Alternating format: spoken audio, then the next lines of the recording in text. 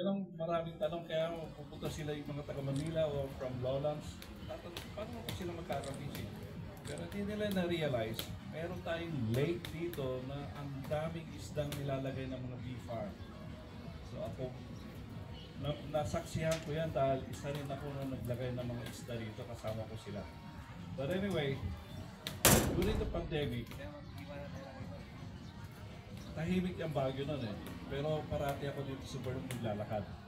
And it so happened that, alam mo naman sa States, kung may tubig, may isda. So tanong ko, may isda kaya rito? Kaya nagpaalam ko kay Mayor. Mayor Magalang, pwede bang fishing sa Burnham? And tanong sa akin, sure. Nag-fishing ako. Kinabukasan fishing. Ang daming isda na nakukuha ko. Almost like 16 big fishes every day. Nagka-problema ako dahil everyday naman, inuhuli ako ng mga security rito. So parati ko sinasabi, well, tinitest lang namin yung tubig, blah blah blah. And every time na gano'n, everyday na tinitira ako. So one time, dumating na mga pulis.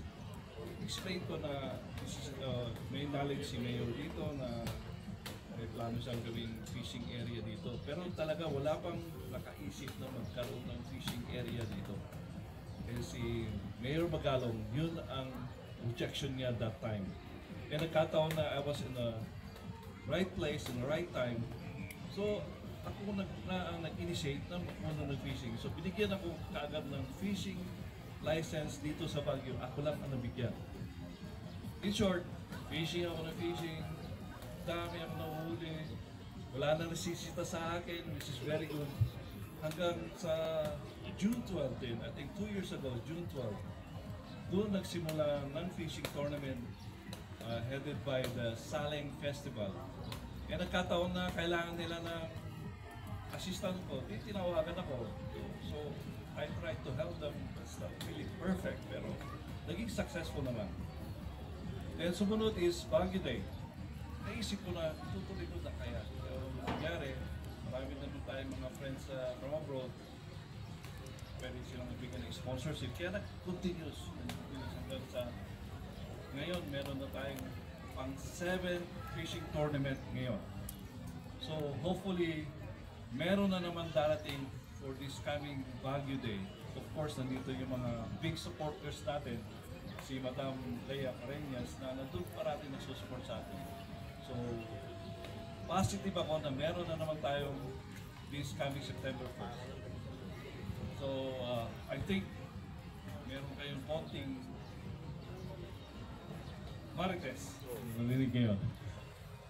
Okay, rules and regulation.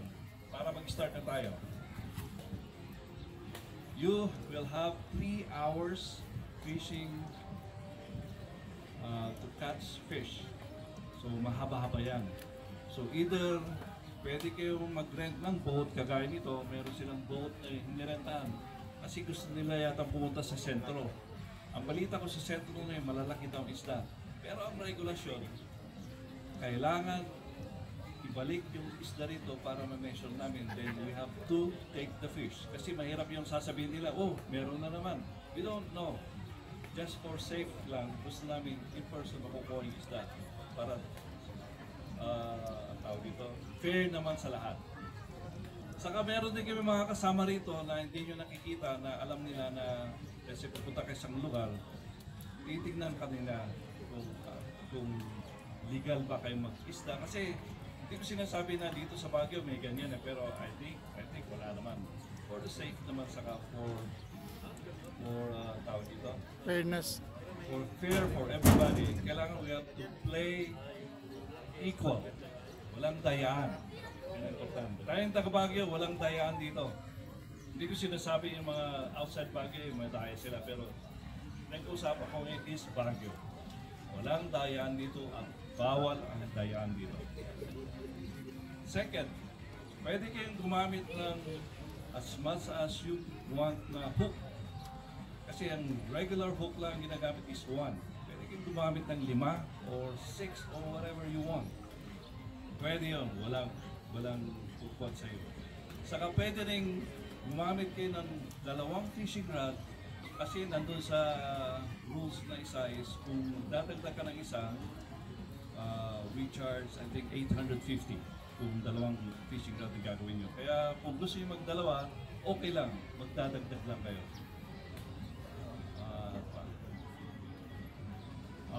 Bait. Walang limit ang bait. Kahit anong bait ang gamitin nyo, pwede. As long as kakainin ng isda. Okay, yun lang. Meron kayong question? Looks like naiintindihan nyo ako. Sir, question sir. Okay. Yung premyo daw. Oh, good question.